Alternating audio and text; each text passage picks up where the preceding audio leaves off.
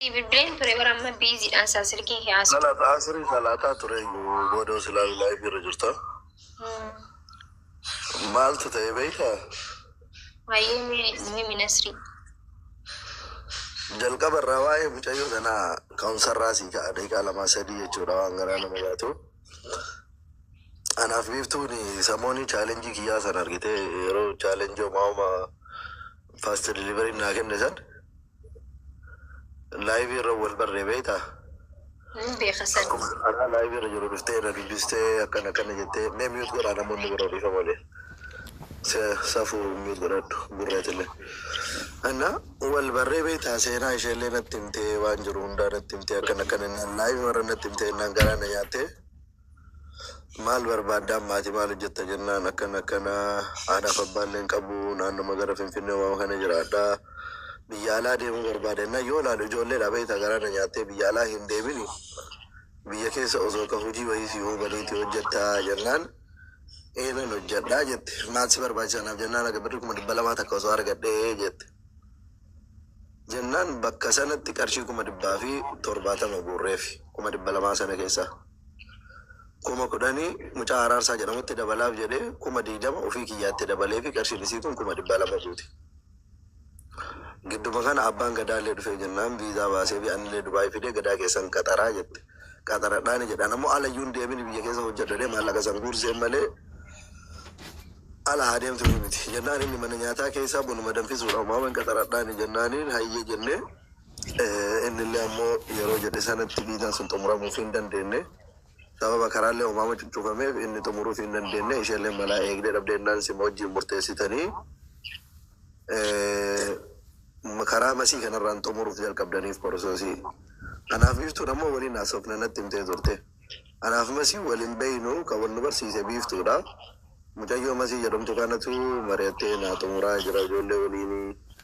Gaafa saniillee ka dhufullee taate yookaan mana madaamii seenaa yookaan na fudhan taate warra gadaallee naa fudhatanii naan jette. Achi isa gaafadheef dhaqee mucattii tana viizaa sana isinillee hin baasneefi yeroo ijoolleen biraa baastee fidaarti fudhattaa jennaan eeyyan rakkoon qabu yookaan siin gaan taate fudhadhaa maadamootuma kafalaa fi waraqaa irraa dalageedhe ofiiyyuu bilbilaallee dubbisiisee hayyee jedhe. Masiillee gaafannaan masiilleen hayyamamtuudha bakka barbaadde haa dalagattuu jette jechuudha. Amma viizaa masiin ammoyyuu namni viizaa isheen irraa baastee kana viizaa daayirekti namni baasiisee beenuun masiidha. Seegalee. namni ishee waliin dalagu biraan baastee kun ammoo viizaa ishee qofa osoo hin taane viizaa ijoollee biroollee waliin baasan. Almost gara birrii 1700 irra galchiteerti birrii biraatu akkasiin jettu jechaadha. Dhimma hojii viizaa nama biroollee kan waliin baasan kana ijoollee makanaan dura waliin dalagan san keessaa biiftuun takka malee ishee qofaa miti namni isheen viizaa irraan baasteef. Ijoollee biroollee malaa masii fi namni sun walii galuu dhabanii jennaaniin masii jalaa namni sun dubbatu dhabe bilbila. Biiftuun nammoo dhufaa jira jetti tikeetti kan mureeffamu mucayyoo seenaa jedhamtu ganaadha.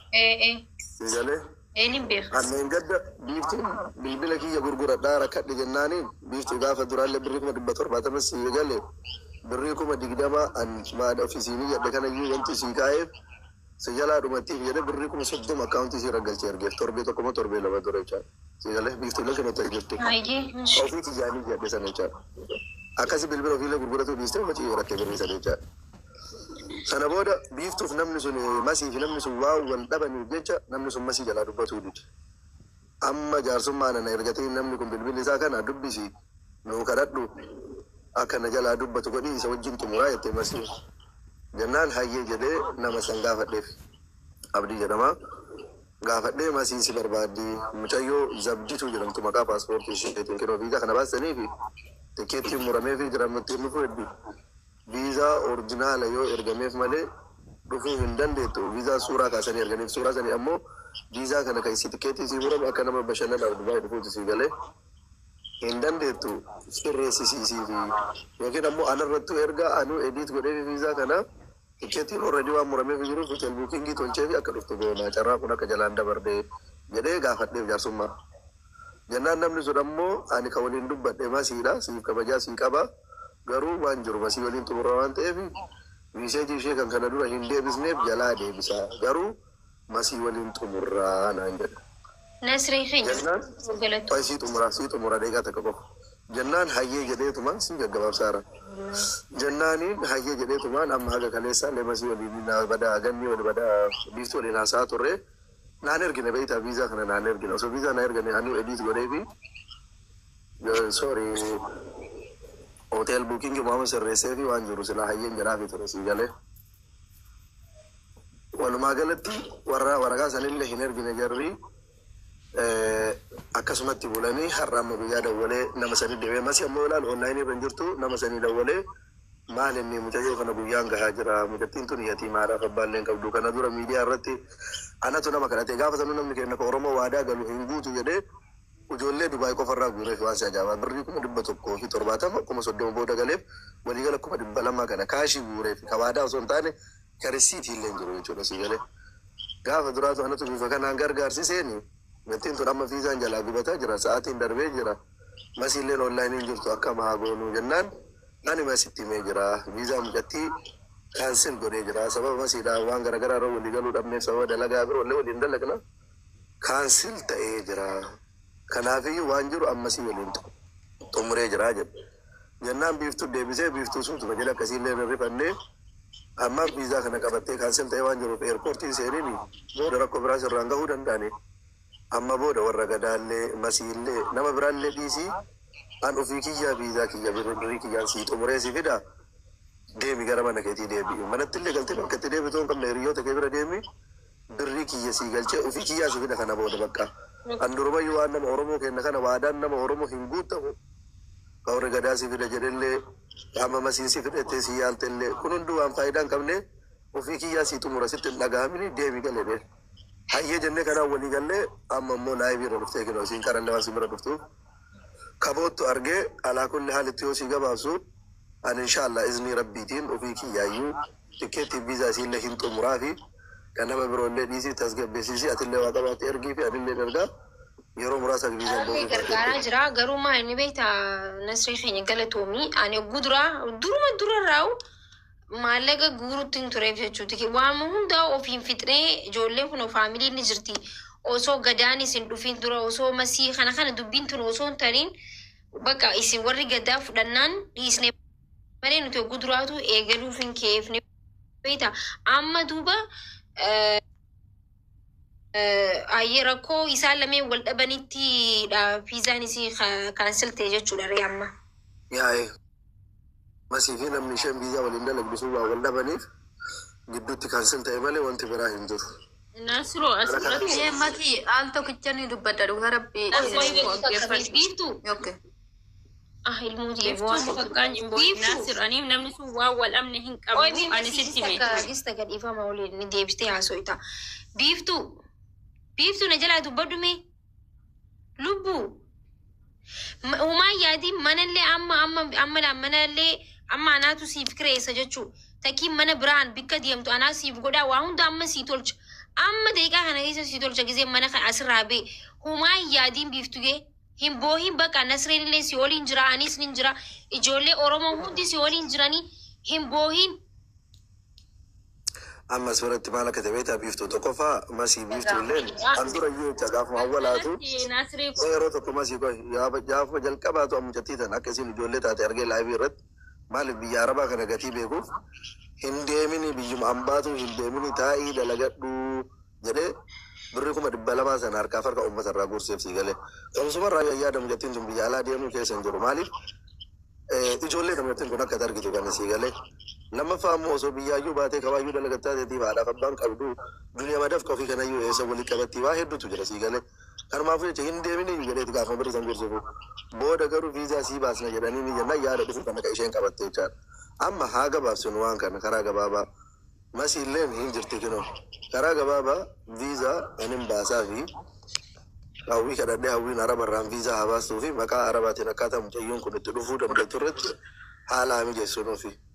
Waan gara biraa isinlee miidiyaa irra teettee booyuun kana kana jechuullee hiikata kennu. Viizaa mucaa kanaa naasirreessi naasirreessi. Ibtu viidiyoo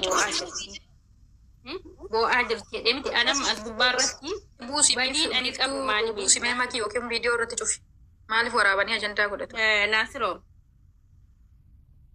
mucaan kun torban tokkoon dura Masii ati badii qabdaa sun ati badii qabdaa sun taane namni ati waliin hojjettuu fi namni viizaa ati baasisteen sunii fi si gidduu walii galtee jedhu simaaf rabbitu wal beekaami waan irratti wal dhabdan maaliif akka kaansel godhe siifisatu wal beeka anuu gaafadhee naa erge anuu ediit godhaa fi anuu waan jiru sirreessaa fi defantisii kana orjinaaluma isii kana bichaa naa ergaa jennaan waan jiru masii waliin dubbannaa naan jedhe kana caalee ammoo dhiibee deemee hawwaa jechuun hin danda'u maaliif an jaarsummaan ergatta waan ta'eef sii galee ammallee taanaan atillee waan dandeettu yaalte hin taaneemi wanta kana maallaqumatu xumura karaa gabaabaa maakiillee namni qarqaaru barbaadan gurreellee as jira ramadaanillee as jira maallaqumatu fura waan ta'eef mijattii bakka isiin jiraattu godhaafi kan gama kiyyaan waan wanta kittiin gama kiyyaan ammaa booda wanta kittiin barnootni guddaan asirraa argadhee jiraate masi wama harka ilma namaatiin ta'u kamuu namni fedhe waan akkanaa godhe jedhee waadaa godhanu taate qabaamiti isa kan akkasitti dhiisna kan ishee kana kaansil ta'ee jennee dhiisnayyuu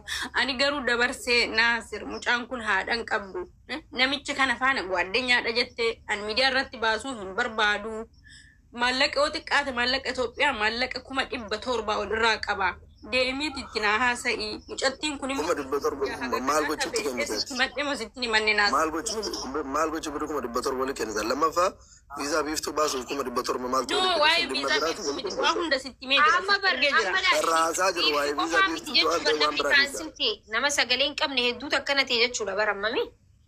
Bar Naasir dhugaatii kana jalaa rabbiin kan jechuudha addunyaa kana dhiisee deema malee haqi koos badee mucattiin kunis haqa dhabdee mimmaan ishee buustee jechuudha yoo dandeessan dhugaatii jallee yoo dandeessan biiftuun illee maaliif kaansilii taate ergan ani tikkeetti mureef erga itti ifaajjee maaliif shashaffantanii irra darbuun maa barbaachisa Naasir rakkooti maan dubbanni yaadde meegista kanaatu masii hojjaasa masii shashaffanu miti bar mucaa fi ati sababa wal dhabdanitti miti kabiiftuun amma haftee bar akkasii bar waan sababa wal dhabdanitti kana faana wal dhabbii hin qabnu sii galee mucaa kana an fidee ofiiti ilaali warri maktaba biiroo qabanii makki ofii fidatanii arabatti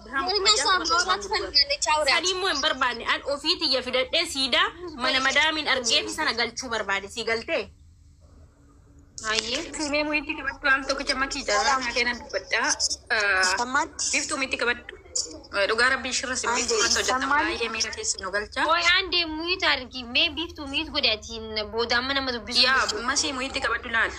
Gadda gaafa biizaa kana baastanii taphachaa irra nu mana biiftuti. Biiftuudhaa biizaa baasee dhufee jette.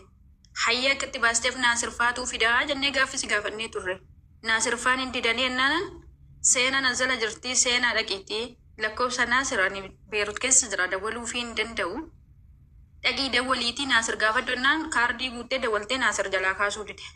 Hayya jenneen naggasaan biizaa san naa ergaannaan naa erganii dheewutti erge bareeddutti erge jechuudha. Bareedduun biizaan sirriidha garuu hojiin hin argamneefi naan jette. Masii biizaan sirriidha hojiin hin argamneef jennaan mana uffataan argeef jette. Hayya jennee birrii kana ijoollee kana dhabaasnee haadhaaf abbaa keenya hanga gadi galabbatuu kaane ijoollee waan nu godhan argitee jirta masii. Walitti guurree tikkeetti kana kunneef jechuudha. Odoo takka sin dhibbisin. Odoo gaaffii tokko sin gaafatin. Kallee sarree irra deebinee biizaan biiftuu tikkeettiin ishii sirriidhaan hergaa sin hin jennaan irratti hacuuccamtan. Sila maal ta'eef iyyuu rakkoo waan qabdaniif jechuudha.